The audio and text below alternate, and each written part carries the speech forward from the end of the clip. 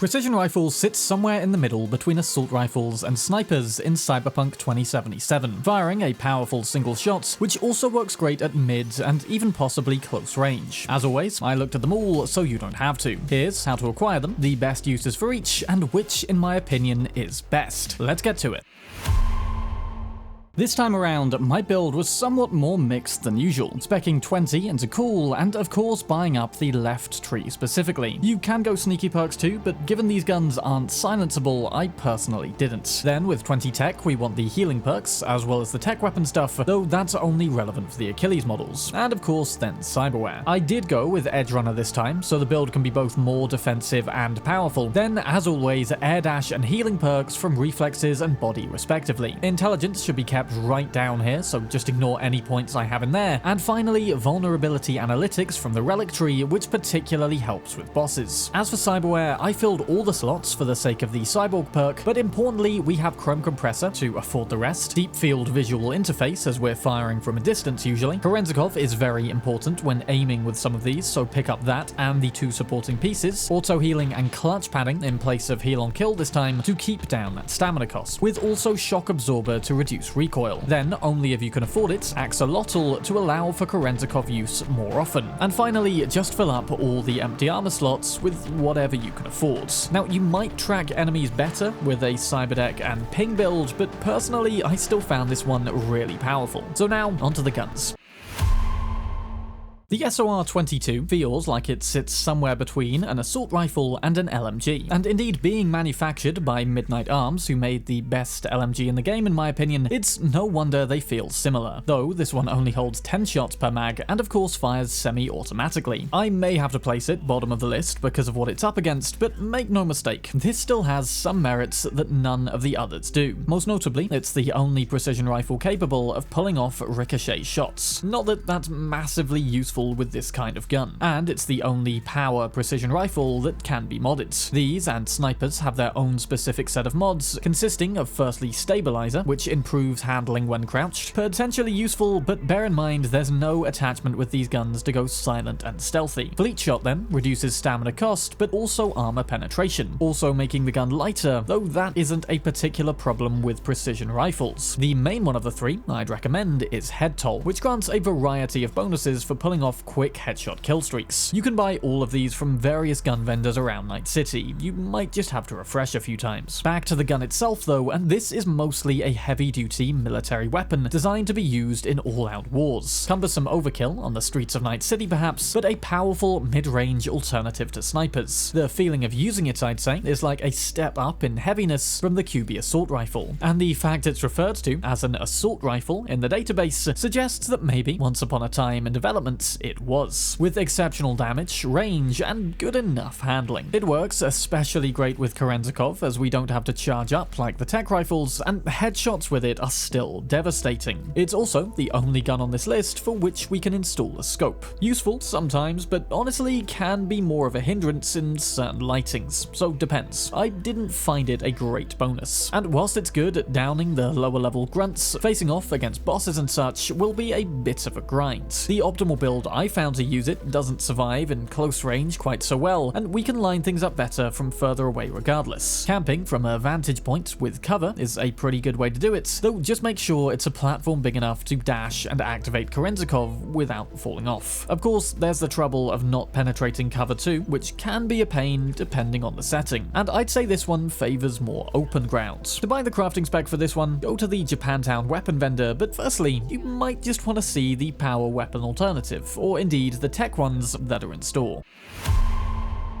Out of the remaining three, I honestly really struggled to definitively rank them, with each having plenty of its own unique benefits. Ultimately, my choice came down to how well each could potentially perform in combat against both regular enemies and max tac. So, in third, we have the regular Achilles, and its recently added, as of 2.1, Xmod 2 variant. The crafting spec for the regular one can be bought from the Aldecaldo's weapon vendor, whilst the Xmod 2 is located from across the Heavy Hearts Club in Dogtown, through some narrow passageways hallways into this drugged up guy's little hidey hole. He's clearly in no fit state to use this gold-plated treasure, so it's ours now. It deals a little less base damage, but pretty much every other stat is higher, as well as headshot damage and a lower charge time, whilst the ammo count is also increased from 9 to 12. A clear no-brainer, personally, and I'd say this is the optimum model of the base Achilles. Though either way, the biggest issue I had with this gun is that it just kind of feels weak. In 1.6, this was essentially a scopeless one-shotting sniper, whereas now it's more like a mid-range semi-auto assault rifle where we have to charge every shot. Granted, I'd say the charging motion makes it easier to aim and fire, and of course, being a tech weapon, we can also shoot through cover, but there too, the damage from wall penetration seemed largely reduced compared to a regular hit, and is less effective than with, say, the Satara. Still useful, but merely meaning more shots to drain a health bar. A benefit we do have for the Achilles, however, is that it can be modded with tech mods. I would recommend Spine Tickler to trigger EMP explosions, which pairs even more nicely with bolt shots and vulnerability points, though easily, the mod that made the most difference was the Chimera core built Wall Puncher. Probably the best Chimera mod overall, allowing you to charge up to double power in the same amount of time, fully penetrate armor, and suffer no penalty for shooting through cover. With this mod, you could even argue that the Achilles beats its Widowmaker variants, but given that this is only a one-time craft at the expense of the other Chimera mods, I won't fully factor it into the ranking like I did with, say, the Neil mod from shotguns. The gun's charge time of a second or 0.75 with the X mod 2 does make it a little more awkward to use Korenzikov, though you can charge it up before dashing or just do so during, which to be fair usually results in a bolt shot, which can also do splash damage once you have the top tier Chain Lightning perk. It's also the best tech precision rifle for those firing from a longer range, releasing just a singular precise bolt. The alternative, on the other hand,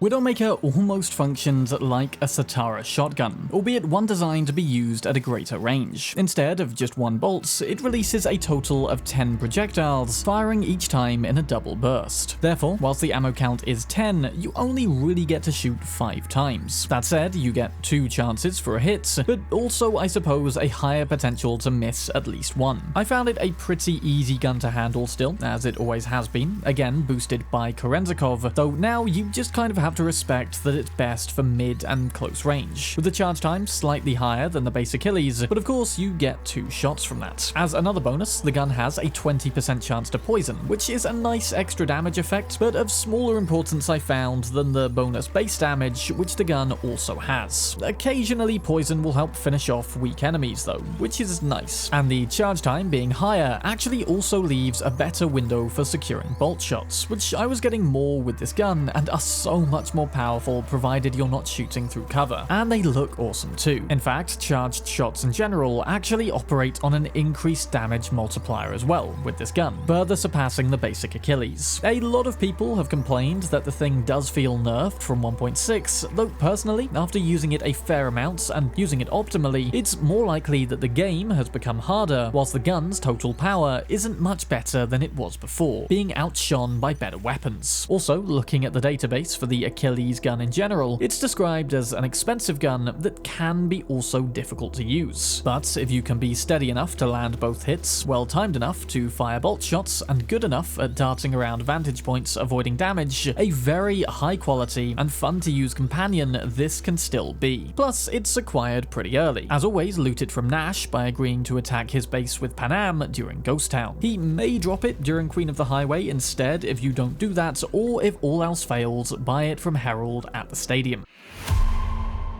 But Widowmaker will have to move over, because there's a new king of precision rifles, in my opinion. I really wasn't ready for Hypercritical to be as good as it is in 2.0, but after a while it was pretty clear. This gun deserves top spots. An iconic variant of the Rostovich Kalak, which has a database entry but isn't itself acquirable. This is the only version we can get, and we do so during the Concrete Cage Trap gig for Regina Jones. Rescuing Tiny Mike, a fellow Afterlife merc, he'll offer us us his gun as thanks, and man, what a prize. This thing is kind of like the 05 of precision rifles now, firing very explosive rounds that always send enemies flying and dealing by far the most damage of any gun on this list. Landing headshots with it is a solid bye-bye to most everyone it hits, or against max tac it at least drains a solid chunk of health. There's also a huge 200% headshot damage multiplier and 100% bonus to crit damage. Pair that with the fact that the last shot of a 6-round magazine is a guaranteed critical, and you're looking at an utterly crazy level of power, which in 2.0, where not everyone is an easy one-shot from most guns, is exactly what you need. However, with great power comes great skill requirements, and this certainly isn't as user-friendly as the Achilles or indeed the SOR-22. Very heavy feeling, there's sometimes awkward iron sight scope, and a painfully slow reload. Bearing in mind that's every 6 shots, unless you level the Shinobi skill to 50 and can reload via air dashing. Korendzikov is certainly a must, I'd say, when using this to ensure maximum success with each of those precious shots, and you might even want to consider a Sandevistan build, though then you'd be trading out a lot of the support cyberware, and Korendzikov is arguably better for aiming, as you can float in midair. Sure, it can't penetrate cover like a tech gun, you do have to reposition a little more, but I mean, come on. The explosive punch of this beats the wall punch for me, at least the wall punch of the Achilles, on any given day. Use it from a distance, dash about and don't get shot whilst you reload, and just enjoy the dopamine-fueled explosive fun that this gun has to offer. I'd say it's a shame that there's not a regular Kolak to compare it to, but honestly, the Hypercritical now just feels like everything you could possibly ever want from this gun. At least, that's what I found. But let me know in the comments which of these guns is your favorite to use and in what kind of build, so other viewers can see even more suggestions. Huge thanks to the patrons, as always, for keeping the channel alive and supporting me as I pump out more of these videos. Final stretch to 100k now, so subscribe if you haven't already and have been enjoying a few of these videos. Thank you for watching this one. I'm Bram, and I'll see you in the next video.